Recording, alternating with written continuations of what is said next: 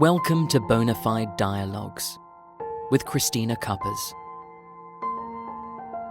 In a world that's always racing forward, sometimes we need to slow down and reconnect. Connect genuinely, broaden your perspective, and share your passion.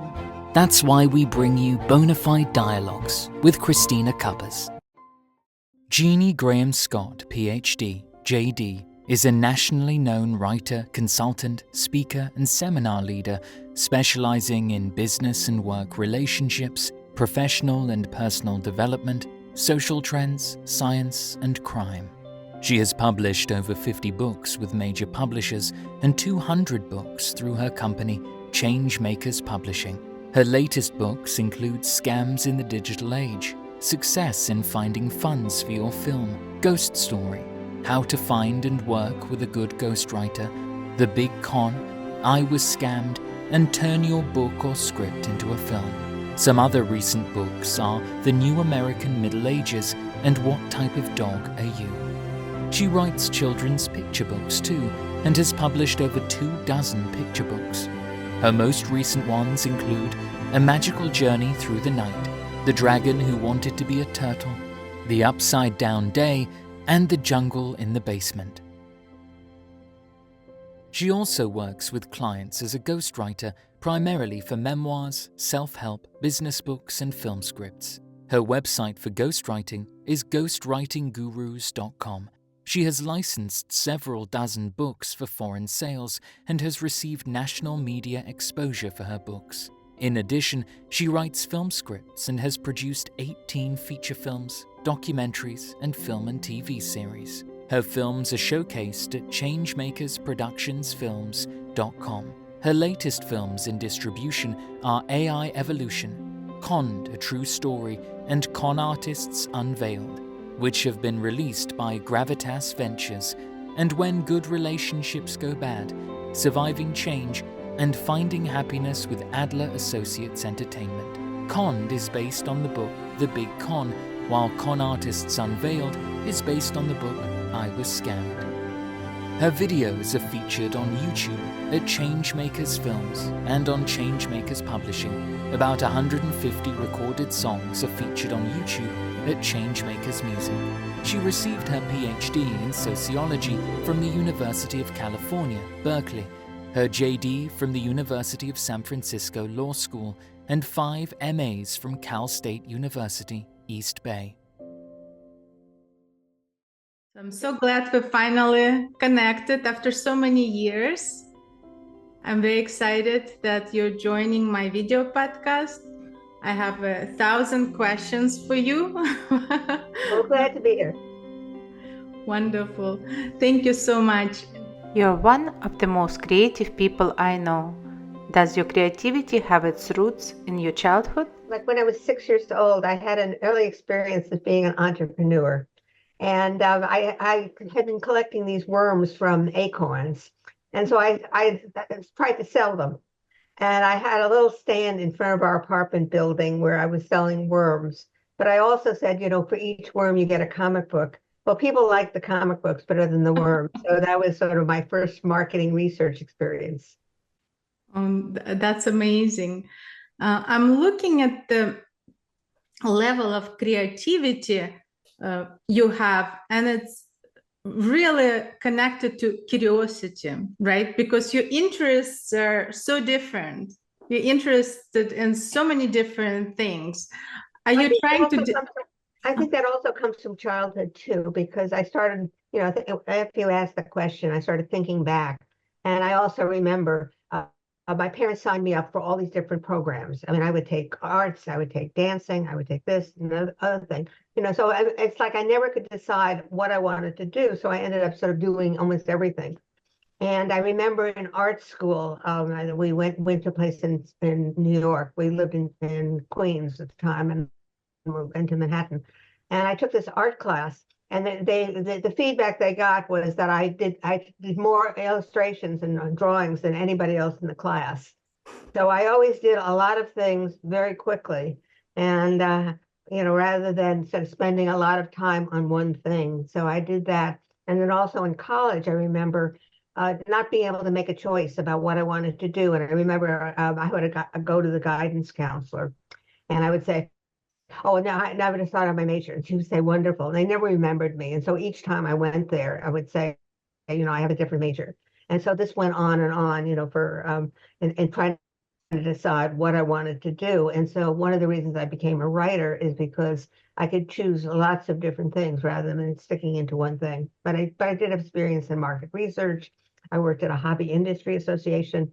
It was my first job getting out of college. I also had an internship when I was 16 we had some contacts at Golden Books. And so I worked there for 16 when I was 16. And I remember them telling me, don't work so hard. Nobody else does. It's interesting because I think that is something that is not being discussed in our society.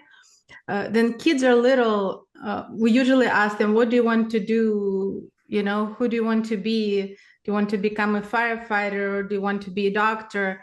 But really, we live only once, and you can do so many different things in life. I remember myself when I graduated from high school, I was sitting and thinking, I want to be a lawyer, I want to be an author, I want to be a TV host, I want to be a poet. And you can be it all, right? You can try different things. Well, not always, because I remember there were a few things that unrealistically I wanted to be and I couldn't be. I mean, one thing was it was popular singers. So I said, well, I'd like to be a singer. And so I took lessons on that. And I really had absolutely no experience or ability for doing that. But so that was one vision I had at one point. But you wrote some songs and many songs. So you kind of did it, but just in a different way, right? You connected to music. And I joined a couple of organizations for music. The West Coast Songwriters, one of the associations I joined. I think I joined it when I was in my 30s, or I mean, it was quite some time ago. And so I ended up collaborating with other people who did the music. And then most recently, I started doing a whole bunch of lyrics where I connected with somebody through that organization who has a band and goes around. And so I've done about 150 songs with him. Exactly. That's a lot. And I listened to one, by the way. It was about COVID-19, I think. Yeah, I have some songs on COVID, about that. So whatever's going on, I've written lyrics about that. And I have some books that I've written where I've combined the lyrics and the links to the recordings. But anyway, so I have a website at Changemakers Music where I posted that. And I also have a YouTube account at Changemakers Music. And so anybody can go and listen to the songs. And we've had some of them, I don't know where they come from, but I have over 700 people who have been viewing a particular song. That's great. This is wonderful. I can't sing too. I can't sing, but I can do the lyrics, and we have a great partnership because, in fact, I've used AI now to come suggest some things. I have about 20 songs that I would say to AI, do a song about a man who's losing his wife and he's trying to get her back. He's cheated on her. And so it'll send me, lyrics, and I'll say, well, send me another batch of lyrics. And so, I get 2 or 3 versions, and then I take it, and then I still have to edit and polish it up and correct the rhymes and everything else. But it's really helping giving me ideas for songs. So you're naturally a very creative person, and now with AI, how do you approach your creative process with AI? Well, I mean, you have to sort of start with an idea. You put your idea in, whether it's for illustrations or for writing. I mean, you have to sort of start with what's called a prompt, or in text. So you put in what it is you want something to be about. I've done that. I've been working on a book for a client where we deal with a criminal justice system, and so we've been doing a book on the prison, women in prison. And so, for the first half of the book, I just basically did, the way I normally do. And then AI became popular. And then I started saying, well, okay, AI, tell me about women's recreation in prison, or tell me about women in gangs. And so I would get, and ChatGPT now has access to Bing. So some of the times it would find stats going on Bing, and I would see it on the little screen that would say checking Bing now for research, and then it would come back with stats. So helps you with research, but the most work you're still doing the kind of the old way, the way you used to write a book or.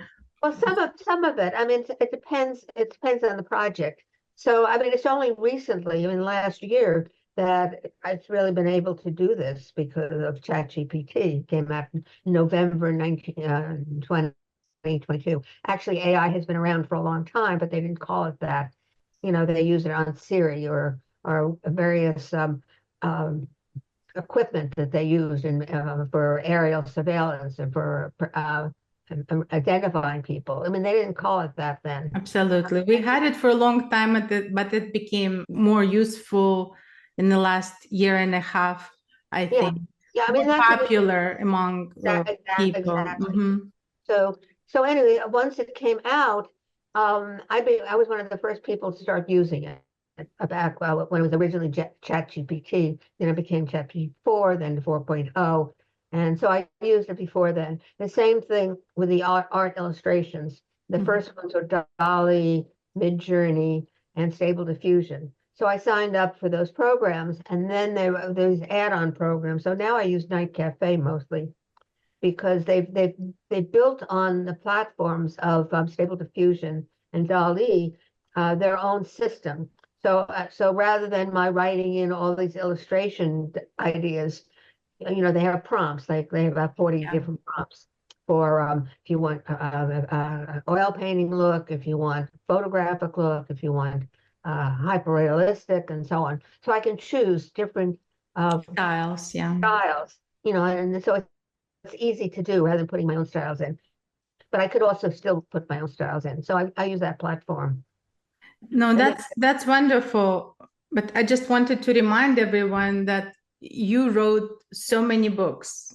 I don't know how it's even possible. You know, people write 1-2 books in their lifetime, and they know it takes years of your life and, you know, effort. It's not easy. How do you do it? I think because I write very quickly. And so I divide the creative process into 2 phases. The first is where I basically write down, you know, my initial thoughts. You know, then I go back as the editor and polish things up. And because I've been doing it for so long, the first draft usually is pretty close. So I don't have to do that much editing. And so some of these things have involved research. Like I did one on the New American Middle Ages that I got inspired after seeing some of these films on about the Tudors and in England. And so I started doing research on these, what life was like in the Middle Ages as a result of that. And then there was a lot of comparisons with today. In fact, I published the book in 2021 with Waterside. And now some of the ideas in that are even more apparent. Basically, what happens in that as you compare the Middle Ages to today, and the super rich now comparable to the nobility and the kings in the Middle Ages. And then there are the peasants, and sort of like the rest of us are peasants today. And so I think more than anything, we've had more inequality today than ever.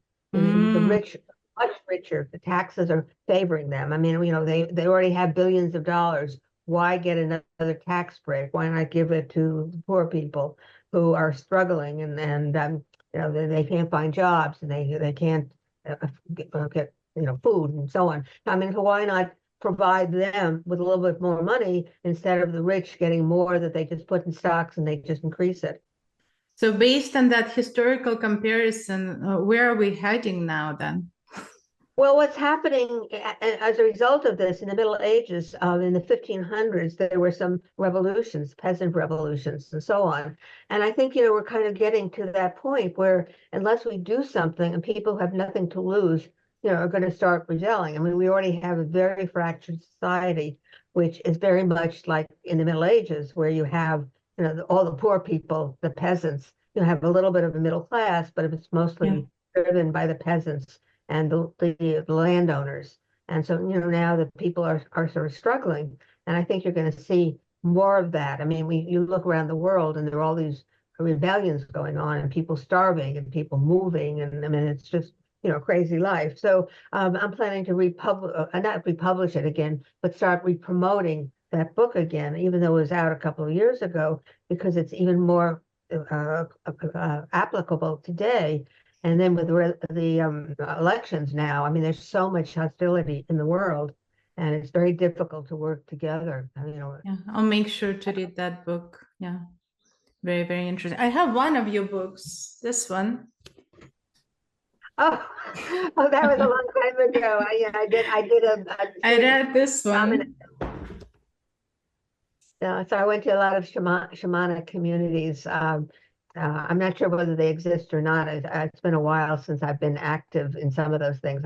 I went to Esalen and I did a lot of programs there, and there was a lot of people doing work with hypnosis, and I went through hypnosis and that kind of training. And then a lot of people would do visualization. And I just published a book now on creativity, or I call it visioning now, where I basically take the creativity techniques I work with, hypnosis and other things, and the idea is to vision, a kind of take these different techniques that you can use. A lot of times these ways in which you go to a program, they have a specific set way. You go to a mountain, you contact a wise man, or you have a certain word in meditation. And so what I do with visioning is it provides all these different techniques and people can choose among them. And I just published a book called Visioning. Oh, very, very interesting. I think it also reminds me a lot this concept. I don't know if you read the book and watched the movie The Secret, Law of Attraction. Do you know? Oh, no, of course, yes. Yeah, that's what that reminds me, when you imagine something that you dream about and you visualize, and then with all your energy, you kind of can bring it to your life, right? It seems like a very similar concept. I have a book, it was called I Want to See It, Get It, which was sort of like the law of attraction. If you visualize something, and then you set up your goals and you visualize what your steps are going to be, and then you go get it. I republished the book under other names since then, but that was the original book that was brought out by Prentice Hall, which is part of Simon & Schuster now. Yeah, what I like about this book, that you were talking a lot about energy. Mm-hmm. I think energy is so important. People talk about time. Time is the most valuable asset in life, but like if you have no energy, time is not helpful. It feels like energy is the most useful asset for any human being. Both important. Understanding your energy and feeling other people's energy is very valuable. I don't know if many people pay attention to it or not, but I do. With some people, I feel then I communicate to them, I feel more energized. Around other people, I feel all drained. Yeah, definitely. And you want to have the positive people in your framework rather than, sort of avoid the people who are low energy or negative people. And it's not even always positive or negative. Like in our lives, there's always, it can be a positive person with negative situation. And you not always want to avoid it, right? You want to be there for somebody who is going through difficult times and their energy level is low and you want to help them. I think just to clarify what I'm talking about, being surrounded by people where you have this match, this energy match, that sometimes you feel like neutral. You talk to somebody and it didn't affect you, right? Sometimes you feel more energized, sometimes you feel drained. You kind of have to pay attention to it. And I think you touched on that. It's a little bit like a fairy tale, like you can do that magic. There's so many things in this book. I think it's very interesting. Okay, well, thank you. No, I mean, I'm just thinking about this idea of energy. I mean, obviously, all of us experience some negative things in our life. But I think the thing is, to see if you can transform that into something positive, and learn from it in some way. And so this is not to abandon people who are going through a bad time, but to help them out of it, help them change. And for yourself, I mean, I've always looked on when I've had a negative experience, what can I learn from it? How can I do something differently? And a lot of times for me, it's turned into books. So, for example, I had a whole bunch of people who lied to me at one time. One person I was working with was constantly lying about things, and so what I did is I ended up writing some books about lying, and this was about 1997 when Jim Carrey did a film, A Liar Liar, and right around then Oprah called me. The book was actually no longer on really being marketed at that point. It had been brought out a couple of years before, but at that particular time, Jim Carrey had brought this film out, and Oprah was really interested in the subject. So she brought me on, and she had three other people three other teams of people who came on, and she did various exercises with them, and then people voted, and I had a comment on these different experiences, and so it was really interesting. So I had turned that into, and I've done a series of other books on lying, The Truth About Lying. Playing the Lying Game were some of the books that I wrote about that. And that's an interesting subject.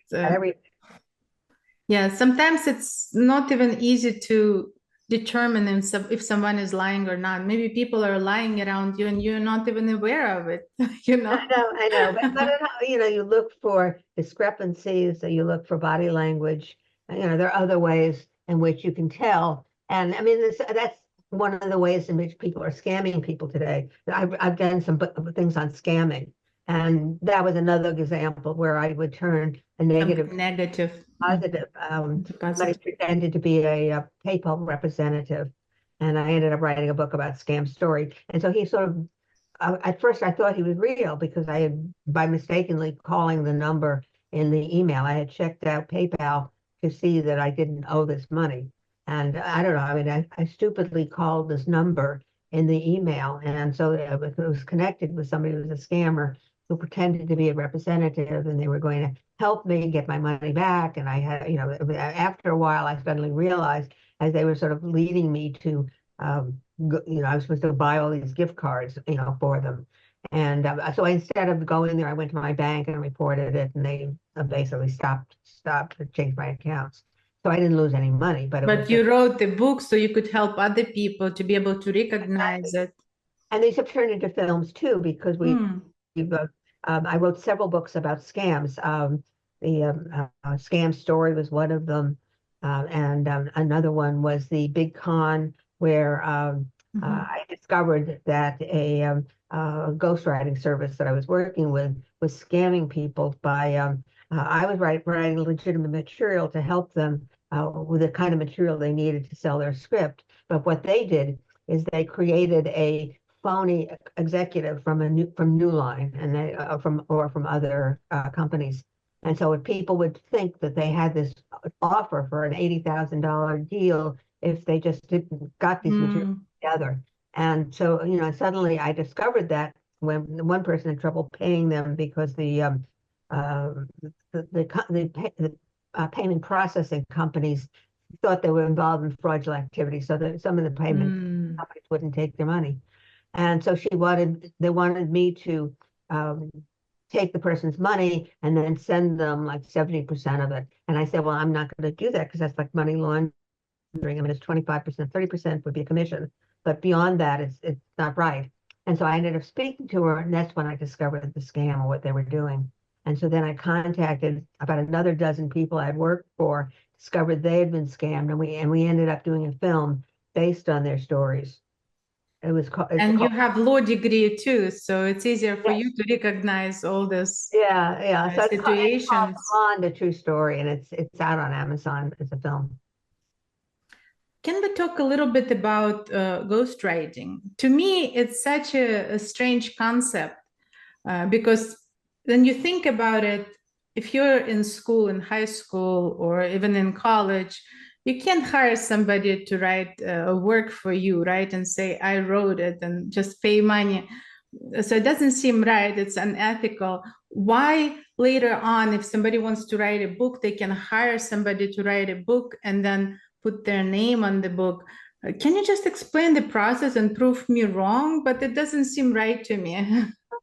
Well, most people, I mean, people who are kind of well-known and, you know, that there's speaking engagements, a lot of times they don't have time to write their book, so they'll hire a ghostwriter.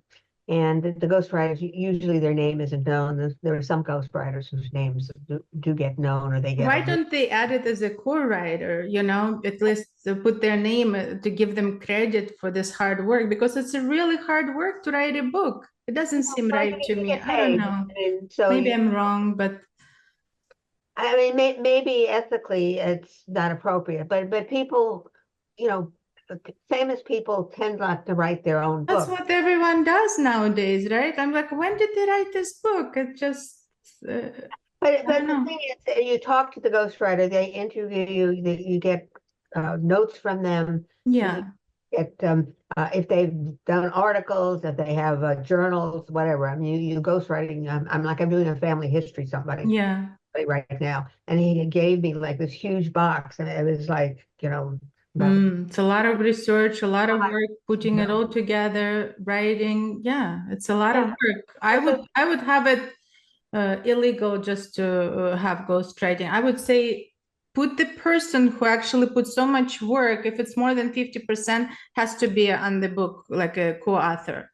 That's what I would do. That's the way it's done, though. I mean, basically, people decide. I mean, there's some very famous ghostwriters whose names got on there. I think Tony Schwartz was the one who did The Art of the Deal for Trump, and so I think his name was on there. Yeah, that seems fair. Yeah, if it's more than 50% of work, yeah, it has to be. But you know, it's sort of one of the things you do in return to getting well paid for your work is, you know, they can choose to put your name on it or not. Yeah. You know, ironically, you know, when I was in my 20s in college, I got my start in writing by actually writing some student papers, and these were mostly I mean, people from the Middle East who had papers written for them. And so, I mean, after a point in time, after I'd done this for about a year, I didn't want to do this anymore. So then I started writing my own books, and I started doing proposals. And of course, now with AI, you know, teachers have to struggle with that because people can use AI to write something, but usually can tell that it's written by AI. But you know what I found? Then I talk to teenagers, they're not excited about AI as we are. You know, like I grew up before the internet, so everything about technology is exciting to me. Yeah. But for them, they were born into this world with technology. So for them, it's like another tool. And many of them think that, you know, using AI, it will make humans not as intelligent as they should be, because we're not using our brain and we're using all these advanced tools.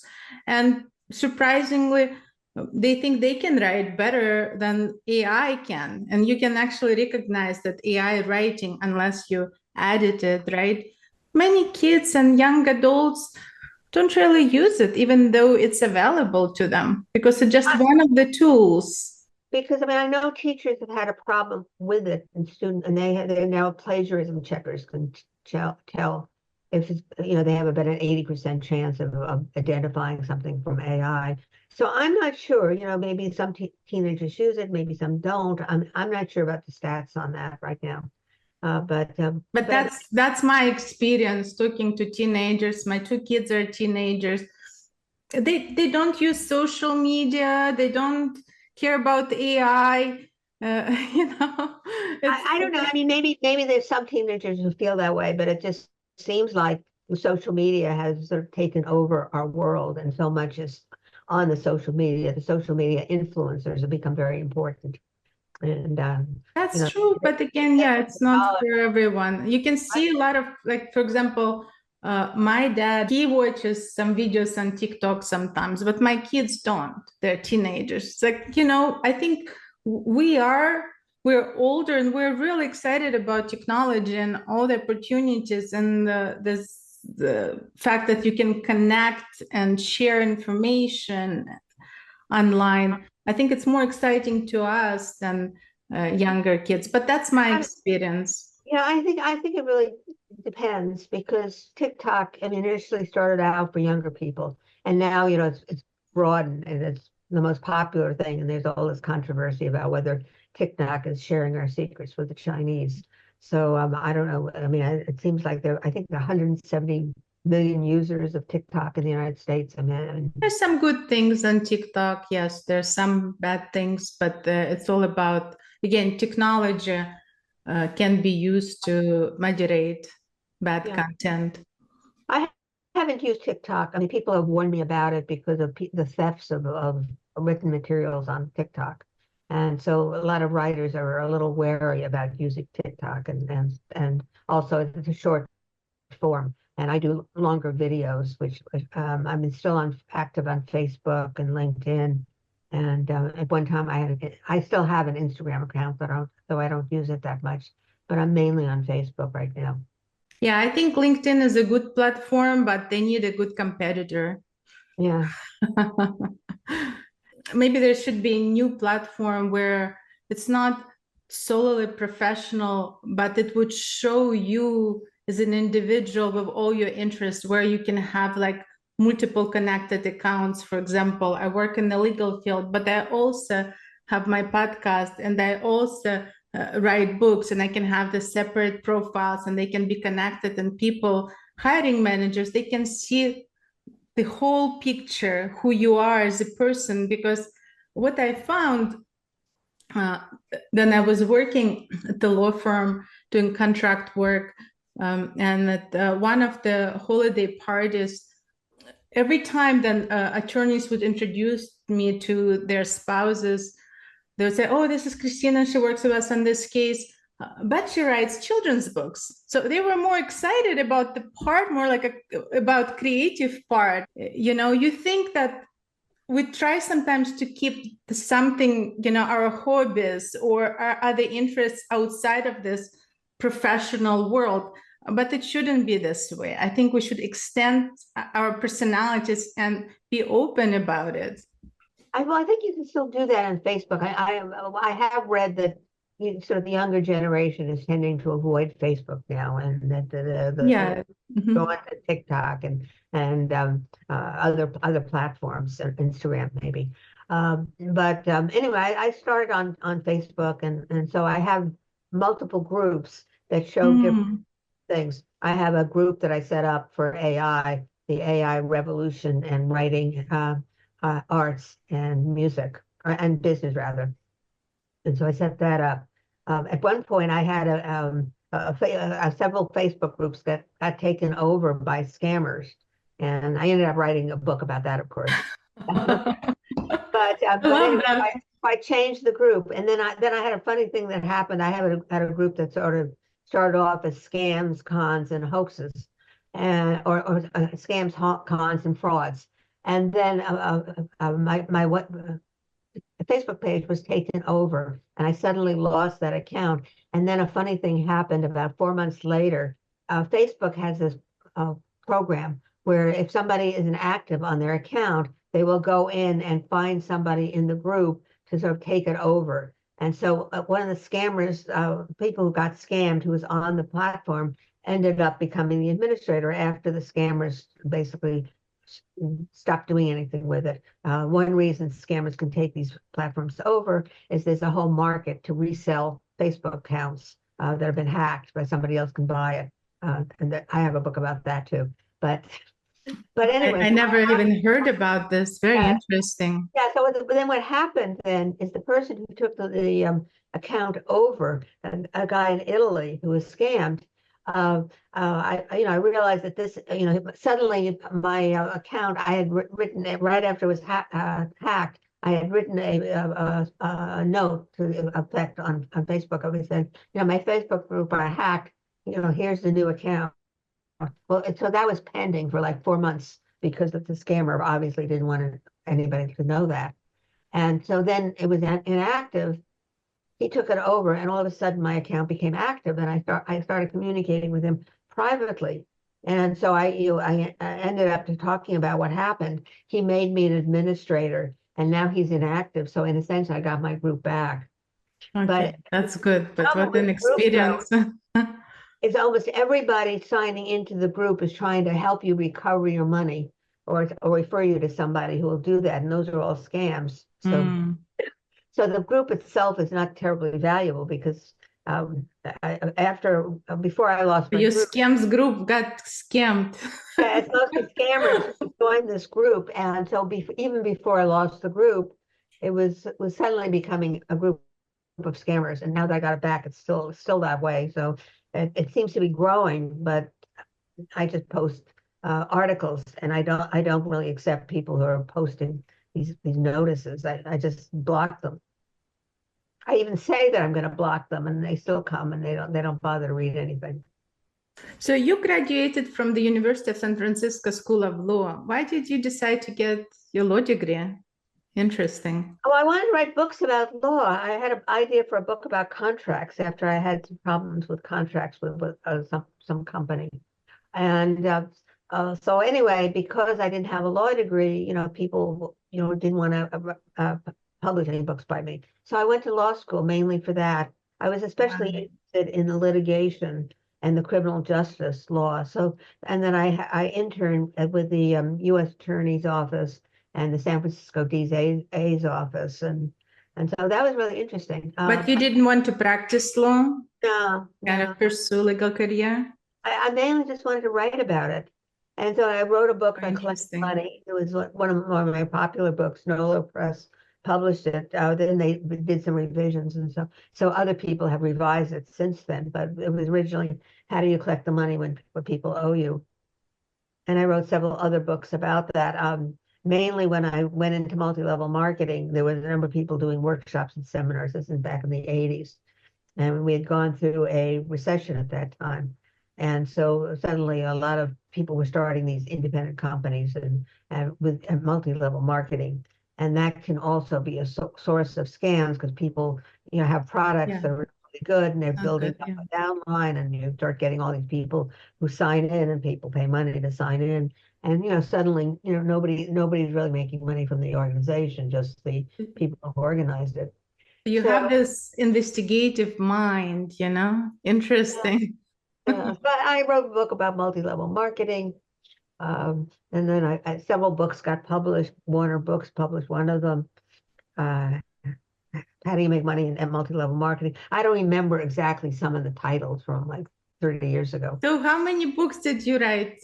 Because any subject we touch on, you say, I wrote a book on it, and several books on it. Well, there are over 200 at this point, and 170 of them have been turned into audiobooks.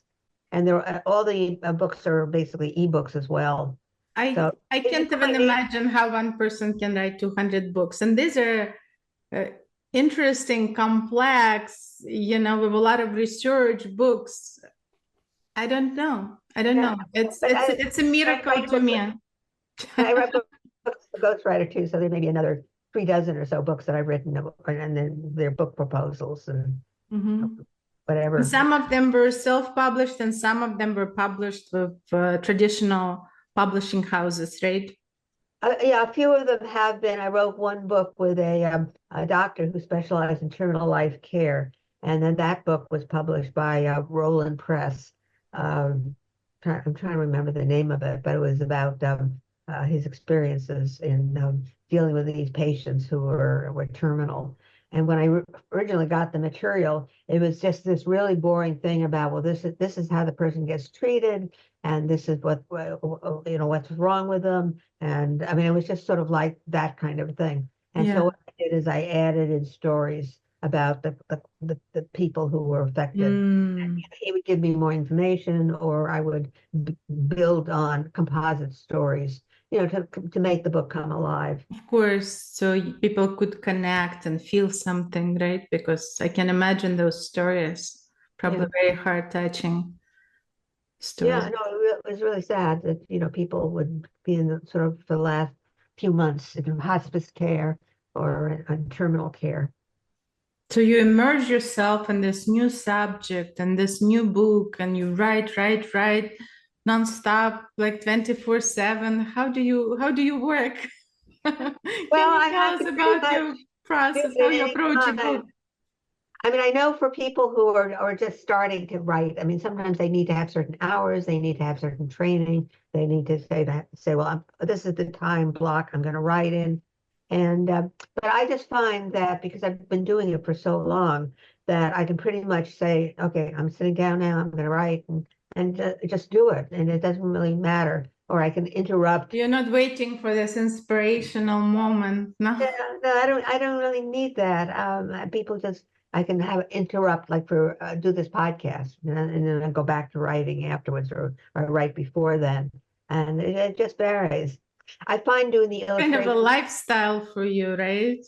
yeah, I find doing the illustrations is sort of a way to break up sometimes the writing, and Mm. also, they recommend, you don't stay in a seat for more than 45 minutes, 50 minutes, you take a break. So I do that. And now you can use AI for your illustrations, but before that, did you work with illustrators, with professional artists? Because I know you wrote some children's books as well. Yes, and I work with Fiverr, and I found artists there, and there are also artists that I found, in the United States as well. But one of the things I found with AI, for certain kinds of books, I would use the illustrations from AI.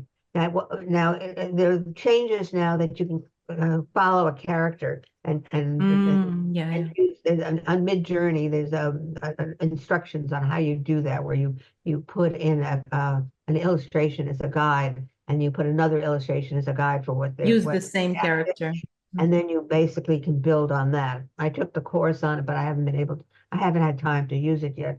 But before then, you really couldn't follow a particular character. So I used it for something called Zoodoo, where, for example, a little kid goes to the zoo and he sees lots of different animals, and so the focus is on what he sees. I have another one, a dog's tale. Who can I be? And I have a dog who's a beagle, and he imagines himself as all these different kinds of dogs, and then he decides in the end that he really likes being a beagle. But so, you have all these different dog images that are created by AI. And so you could do it for something like that. So when you work on a complex book that requires a lot of research, compare it to working on the children's book, because many people think children's books are easy. I don't think so.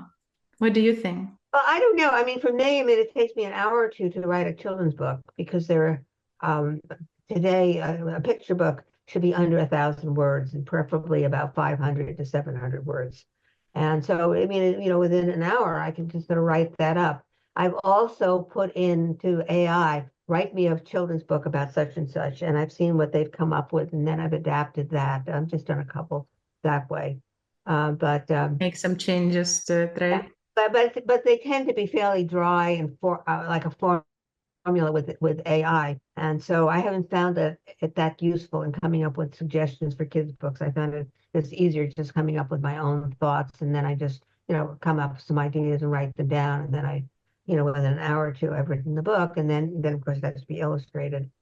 So I found illustrators, and now I'm trying to work with AI and do some illustrations too. But I think working with illustrators is very interesting. I've been Night Cafe has contests. They have a daily contest where they have a theme, or on 2 days they have a masterpiece Monday and a no theme Thursday, and we can put up anything. And so I've been entering these contests, and I have about 120 images. The first book I wrote, and I have a video of that, of 60 images that I put together for the magic of AI, which is a video. And then I put some books together about how you can create with AI in minutes, and I have two books on that. How you can create art with AI and make money. And then I put an AI catalog of all these different images, and then I'm going to be doing another one of that. But it seems like it's another new way of being creative, right? Not everyone can do it. It's not. It's easy when you think about it, but it's also requires some skills and knowledge and time. Yeah, you have to work on the prompt and refine the prompt. So, like, I'll put a prompt in, and it won't give me exactly what I want, so I have to rewrite the prompt. or if I get an image that's close but not quite, then I have variations on it. So there's a little bit of skill. There's controversy now about, because the training materials has drawn on millions of illustrations from other artists. How do you compensate these people, or is it original? And there's some books publishers would not take anything that has AI art in it, although that's gradually changing.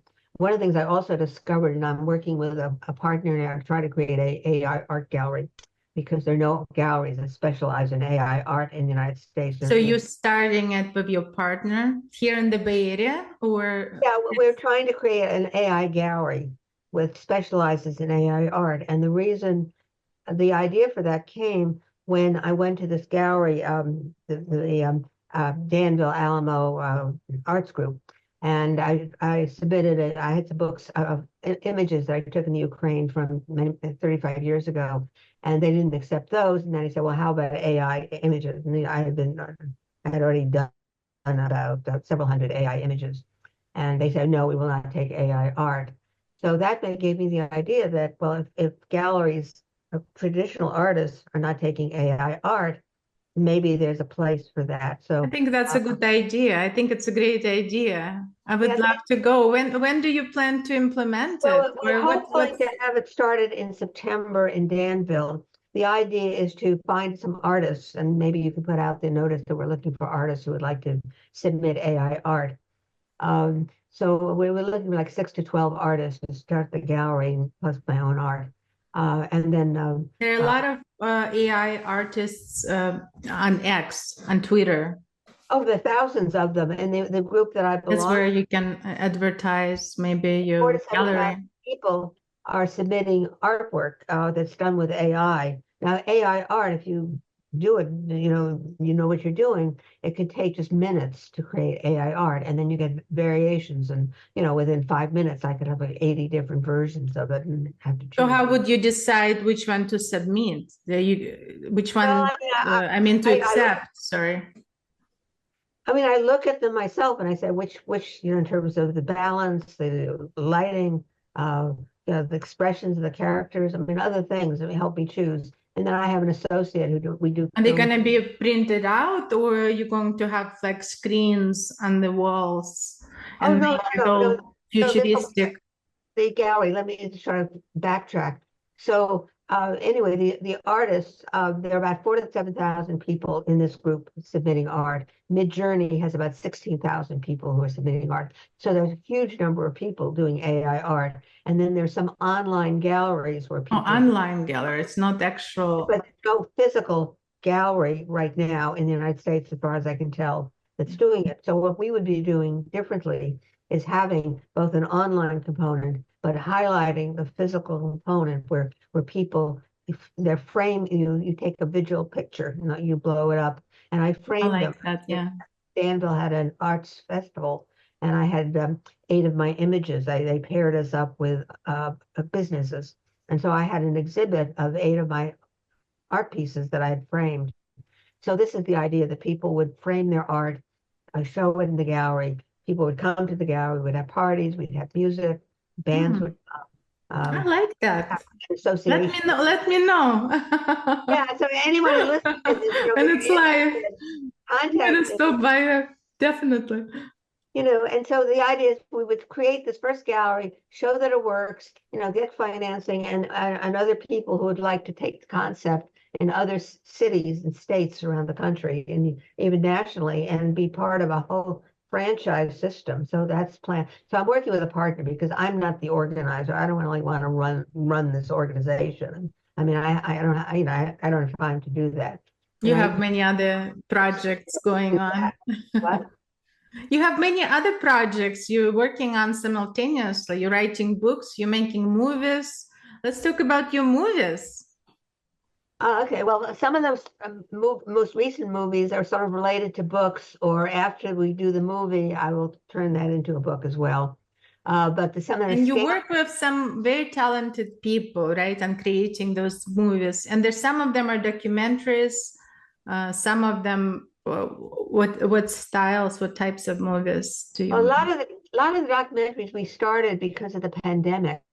because at that time it was very hard to film anything with actors because you couldn't find places. I mean, they were shutting them down because it was very serious back in the 2019, 2020, 21 is when, you know, the COVID was a problem. Yeah. So there was a lot of shutdown. So we some of our documentaries came out of that. And the people I work with are Dear Schuyler Productions. And one of them is in LA, that is the line producer that I work with closely, Alex Anzopoulos. And then Jack Schuyler is the original person who started this company. He's back in New York, and he made me moving out to Las Vegas, where we've done some of our films. But our very first film together was called The Suicide Party. And it was, I wrote it, I was inspired because I was losing my house at the time to the mortgage meltdown.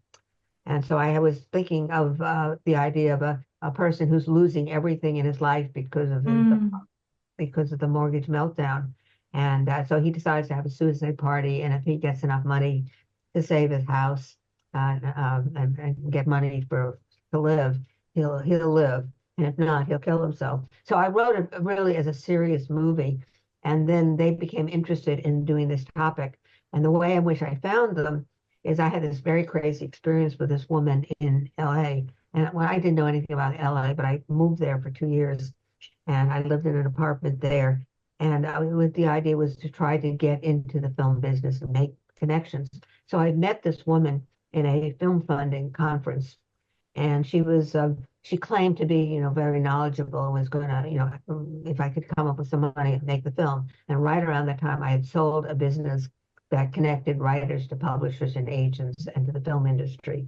And I've since gotten it back because the people dropped out, and I ended up getting it back. But at the time, I had made $110,000 from selling the business. And so I was going to put $20,000 in. She convinced me to put $40,000 in. And it turned out she really didn't know what she was doing. She ended up spending 5 months doing this film shoot, and some of the actors were in. They had problems, and so anyway, and after that fell apart, she tried to steal my idea and turn what I had written as this serious film about this was another film project called Unbalanced, about a woman who's tries to get in the film industry, and then her mentor, she has a mentor, and then she learns more than the mentor. The mentor tried to take revenge on her for becoming better than she is. So she had taken this film that I had written as a sort of this revenge suspense thriller into a comedy narrated by a dog, because there was a scene in the film in which there's an attempt to kidnap a dog, and so she really liked the dog. So I mean, it was a really crazy thing. So as a result of that, I met this actor who had auditioned but didn't get into the film because he didn't have money to put into it.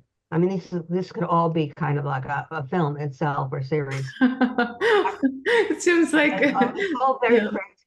Life sometimes is more surprising than any movie you can imagine. Yeah, but anyway, that's how. So he didn't get in, and then after 5 years, she was sort of gave me all these excuses about why she couldn't create the film. So she strung me along. So at that point, I started investigating after 5 years because I became suspicious, and I was trying to find out about these actors and other people, and to learn about who she was and why this all happened. Mm-hmm. And so the result of that actor, one of his best friends was Jack Schuyler, who's the director. And so and then they learned about the suicide party. We connected together. I went to Las Vegas, and we filmed in Las Vegas. And so, you know, and everything happens for a reason, right? That's right. The interesting path you had to follow to connect with this person and have something beautiful created together. I know, and that's how I met the film team I worked with for 10 years. And then also, as I was driving back, my car, it was so hot in Las Vegas that the car stopped. It was an old car, and I ended up having to get a new car, which inspired another film called Out of Control, about a woman who has a car breakdown and discovers all these scam artists who are trying to take advantage of her. So everything turns into a book or a movie. Everything turns into the book. Good. I watched last week one of your movies, this documentary, New Age of Aging. Yes. I Yeah, really enjoyed it. I really enjoyed it, and I recommend everyone to watch it. This is such a sweet documentary, wonderful message, good advice for everyone. Amazing. Thank you so much for doing it. oh, I love that movie. we were able to do it because I lived near, at the time I lived in Lafayette, near Rossmore, where Rossmore is a community of retired people, many of whom are over 80, which was the focus of the film, about people over 80 living active, happy lives. And we found a lot of them. And I know, they're like 100, 104-year-old, and they're so active and full of life. I loved it. I know, it's incredible.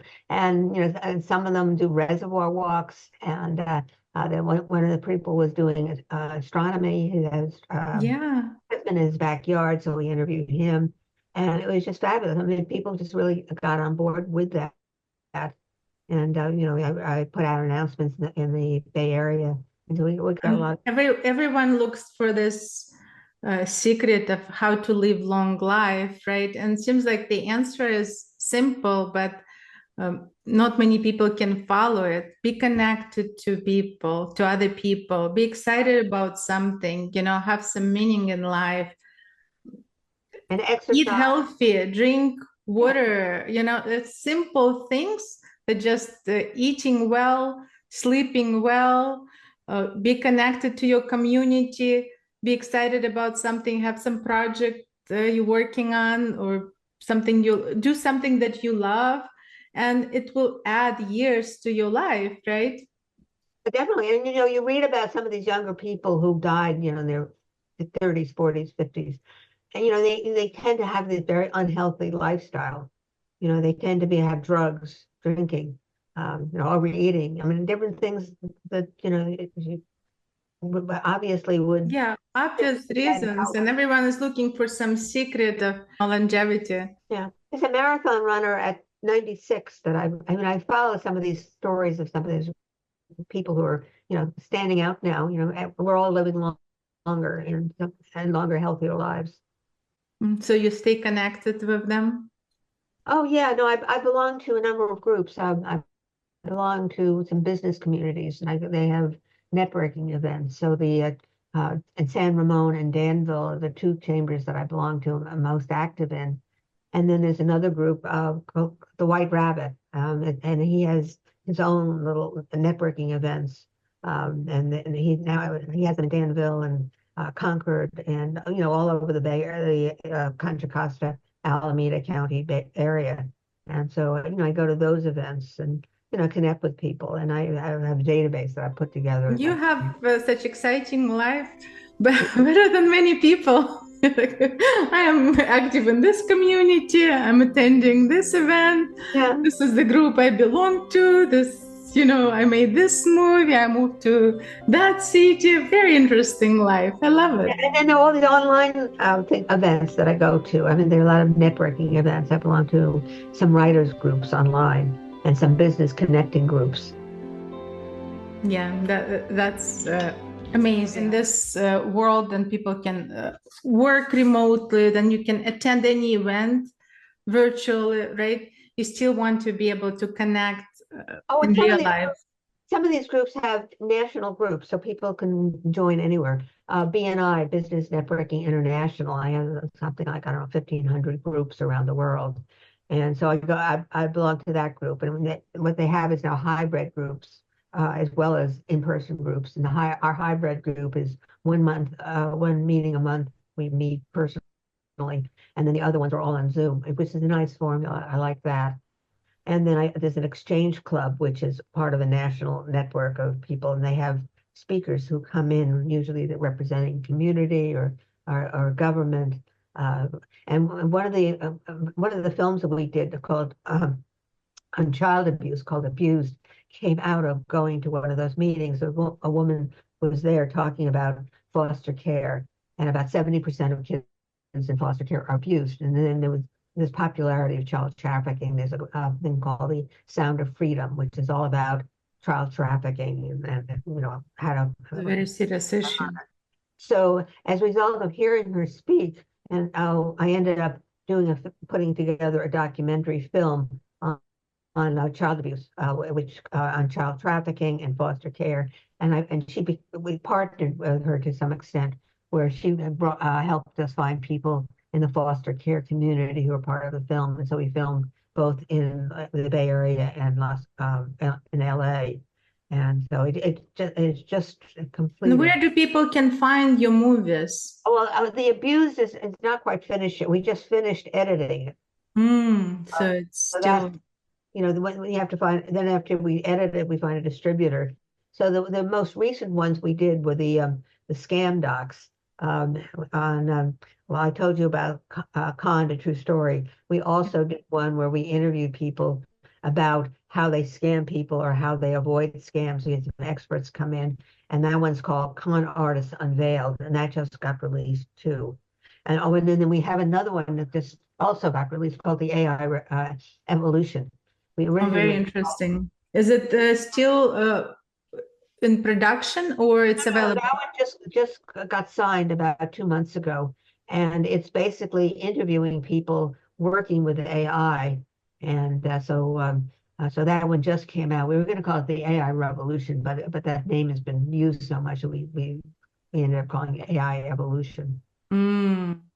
Okay, that's an interesting. Yeah. We are thinking about it, revolution or evolution. Both kind of, right? Yeah, and I was just going to say they can see the trailers on the website at changemakersproductionsfilms.com, and also on my website at I have a YouTube account at Changemakers Films, and they can see our trailers there. We have 15 trailers of our latest films. And as you have been working on this documentary about AI, what's your personal opinion about the future of AI and how it will influence our society and the humankind? I think it's going to transform our society, and I think that there's sort of a kind of a Luddite movement about trying to shut it down, and I don't think that's going to work because more and more people are using it in more and more fields, but I think that it's important to have controls over it. So if we feel threatening people in a certain field, we need to compensate the people who are losing their jobs or provide them with new training, so that we just don't end up with a whole lot of people unemployed as a result of people losing their jobs. And that could be creative people in different fields. It could be workers on factory lines. A lot of places, automation is becoming more and more common. So I think that has to be taken care of. Also, these AI systems have trained on people's work, both writing and art. I think there needs to be some system for compensating people with royalties, some way to help the people whose work has been used to create these systems. And there are lots of litigations going on right now. So, it's hard to know exactly where that's going to go. Right. But if you think about artificial intelligence becoming more intelligent than humans, what do you think the consequences of that? Because now on Earth, humans are the smartest species, right? At least we think so. What happens then AI become more intelligent than us and can do everything we do and more and take control over our society? What are the risks and consequences? What do you think? Well, I think AI is very useful in terms of things where you do routine work or repetitive work. I don't know that they can take over the creativity part of it. It seems to me that the kinds of developments that are occurring are where it answers the phone for you, or it can create messages, marketing messages for you.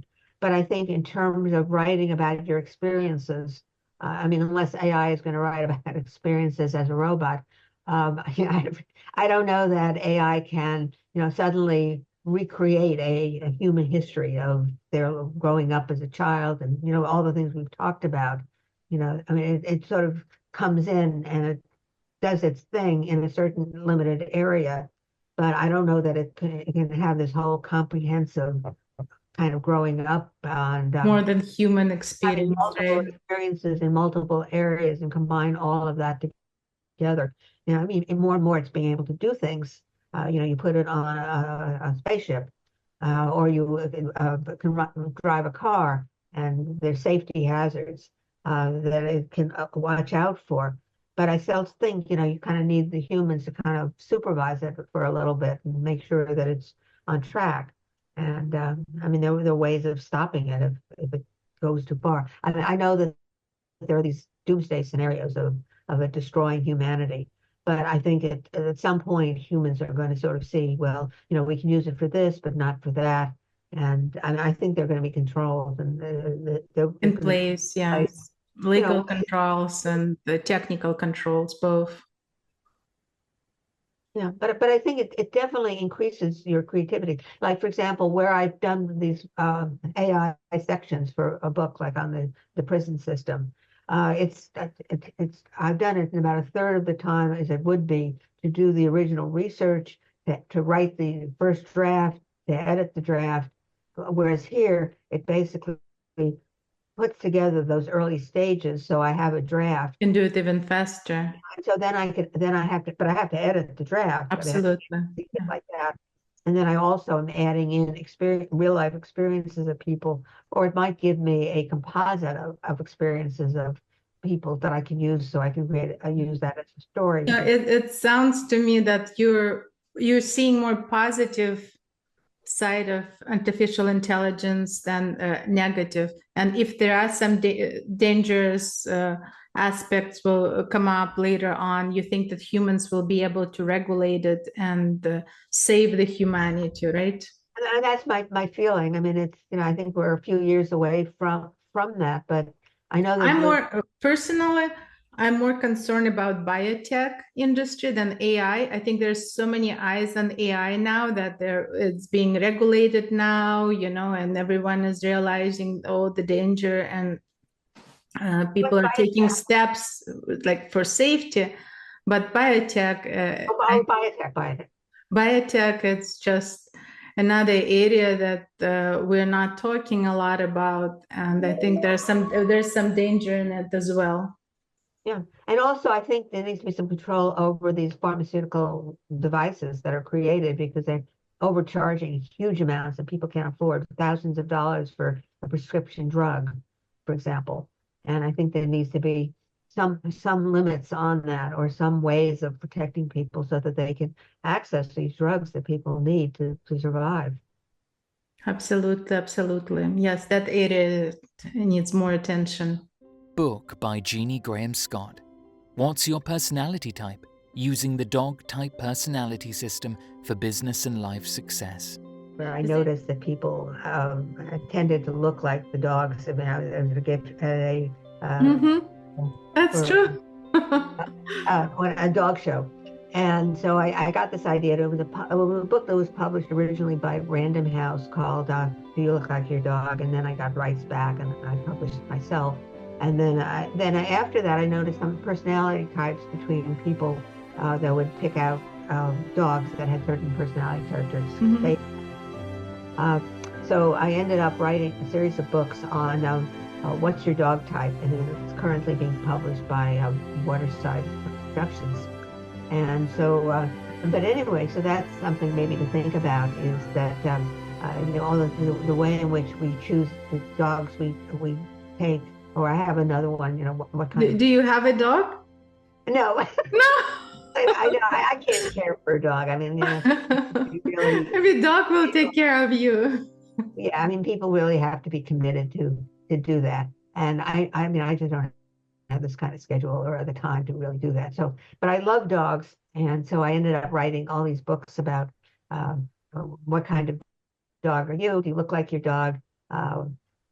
That's so true. That's so true. I mean, it's workshops on that where we would have, if you know the personality characteristics of the color profiling program, we have people divided into 4 different kinds of colors. You have the DISC system where you have the 4 different types of leadership qualities. You have the Myers-Briggs, the 4 personality types. People in these tend to divide people in these systems. So what I did is I took these dogs and I combined the different dog types with the personality types. And I chose popular dogs, though they could be other dogs. But I have German Shepherd for the leader. The Boston Collie is the research type. The Pomeranian is the social people person. These systems divide people into 4 categories, and then they have your subdomain and your subcategory and so forth, your inferior quality and your dominant quality. So I did the same thing with dog types, and we had some workshops where we'd have people pick out their type, and then we'd get people into groups, and then we'd talk about why they're So type. let me ask you, so I understand this situation. So do people come to this group when they're looking for a dog so they can understand which personality type, which dog they should get that would be better? No, or it's already who already has a dog? No, it's not for picking out dogs. I mean, it's people may have already picked out the dogs that they like. It's for people, it's for making choices about working with teams and leadership and management and marketing. So for example, if you feel like you're just making it more fun, kind of related to dogs team, but it's mostly about leadership. Yeah, it's a fun way of looking at these personality systems, but instead of a color or instead of a word, you have a dog that's associated with it. So it's basically that. And so, for example, if you're marketing to somebody and you feel like they're a strong leadership type, you want to get to the point very quickly and present the advantages. If somebody is more of a Pomeranian type, you might want to take some time to really get to know them, to talk about their interests. How interesting. I love that. If there's a helper type, you want to maybe emphasize the way in which what you help people. So you would basically, for the border collar type, you want to go into the stats, you want to show the details. So you kind of adapt your marketing approach that same way in management. If you have teams together, you work with them in terms of those. I think it's very helpful for the teams if you have a large team to understand their personality types and how you approach each team member. Exactly. For leader to understand their team and for team to understand their leader. I think it's extremely helpful. Oh, anyway, I just wanted to mention that. I just thought of that as we were posting. Very, very interesting. I love that. That's great. Yeah. Advice to young people. You're a very happy person because you're doing so many things you love. What advice would you give to younger people? How to find your way? Because it seems like you found so many different ways to be happy. Well, the first thought that comes to mind is to, look at the things that you're interested in, and your activities you participate in, what you like to do most. And, don't let other people say, well, you should do this. You should be the sports figure. If you really like books and you like science, just sort of follow your direction in terms of what is most meaningful for you. I mean, look for mentors in the fields that attract you and see if you can find somebody to guide you that way. And, you may get opinions from your family accept them for what they are. But if you don't feel comfortable with that, try to find your own path and, try to, as diplomatically as you can, try to explain to your parents or maybe they won't accept something. So maybe just quietly be active in something and not try to create a conflicts within the family. I mean, just try to get along as best you can. I think that would be one thing. Another thing is to maybe set goals of, what do you want to do? And so you have a sort of an action plan of, well, I really like this particular activity and I'd like to, major in this, or I'd like to do this in college. Maybe you might need to compromise and take some classes because the parents, want you to take those classes, but also take classes that are meaningful to you so that as you get older, you can choose your own path. And I think that's important. And I think the same thing in terms of who your friends are, choosing people you feel compatible with. That's a very good point. Yeah. Not because you're supposed to socially connect with certain people.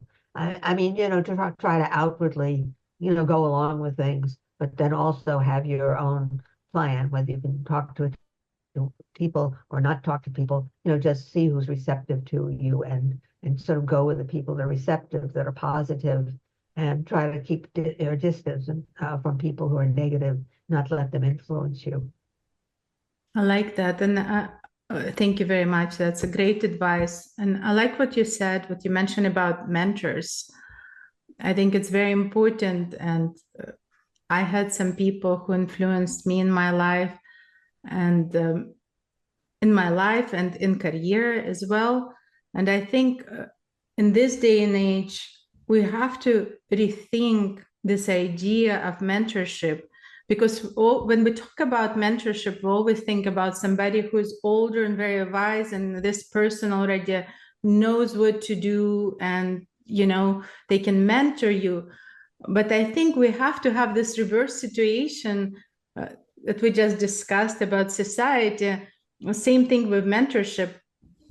Sometimes, like in the corporate world, you can see sometimes some people who are older, and you're very good with technology, but there's so many people very intelligent, but they would benefit with mentorship from somebody who is younger, more tech savvy, and can help them with that. So I think we have to rethink this mentorship structure, and like anyone can be a mentor. Yeah, I definitely agree with that. Some of the organizations that I belong to, when somebody new joins, you have a mentor who basically takes you under their wing and guides you to learn about the system. And I think any kind of organization, you can find people, maybe they don't have a formal structure for that, but you can find people who've been longer term, who you feel a compatibility with. You might look for a shared interest that you have with somebody, so maybe if somebody likes tennis or golf, and those are sports that you like, you kind of make that person a mentor, or they like the dramatic arts and going to theater or going to films, and you have a shared interest. So maybe they can be a mentor for other things in the group itself. So you can find mentors anywhere, and like you say, the person can be younger, but if they have knowledge in a certain area that you want to get into, you look to them as a mentor. Right. And I also wanted to ask you about kindness. What does kindness mean to you? Well, I think that it's being receptive and, being open to people, of giving people advice where they ask for it, of giving people, if they have a need for something, that you can share. People are poor, maybe you can help them find a job. Maybe you can help them, donate some food for their family. The other things that are ways of, you don't expect to get anything back from it, but you're just doing it because it's a nice thing to do. Because of your kind heart. Yeah, there are people who join organizations where they, in an organized way, express kindness. Like there's one person who joined our business networking group, who's in a Rotary Club that has a wheelchair program in Guatemala, where they try to put together funding to get wheelchairs for people. Wonderful. A woman in the foster care system looks to help foster parents, and they have a duffel bag program where they provide duffel bags to these kids so that are so they can put their things in duffel bags. So different groups have different things to do to be kind. Maybe after our arts organization gets together, we might have a scholarship to help somebody learn about AI. I mean, I'm not sure. I'm just brainstorming right now. But there's always place for kindness. Yes, yeah, for good deeds. Things In everything you do, you can do something. I mean, like some billionaires are doing things, like Warren Buffett. He has charities organizations. Bill Gates does that too. They have a educational foundation, and so in a sense, that's a way of being kind. If you have the support, I mean, you just don't acquire as much money as you can, but you find ways to give it away. I mean, some people have this thing about, well, I'm giving away 99% of my wealth when I die to charity and 1% for my family. So I think those are all examples of exact acts for kindness. Because we read so much online about so much negativity in the world, and we just talked about this division, but realistically, the people are kind, people are helping each other. There's so many good things in the world. I think the other side of it, though, you have to be careful about is the scammers take advantage of this. So anytime somebody tries to be kind and they create organizations to help people, you have scammers who come in and they pretend to be kind and they pretend to do all of these things, but they take advantage of people. So I think, it's one thing to Need to be aware. kind, but you also have to have that caution too.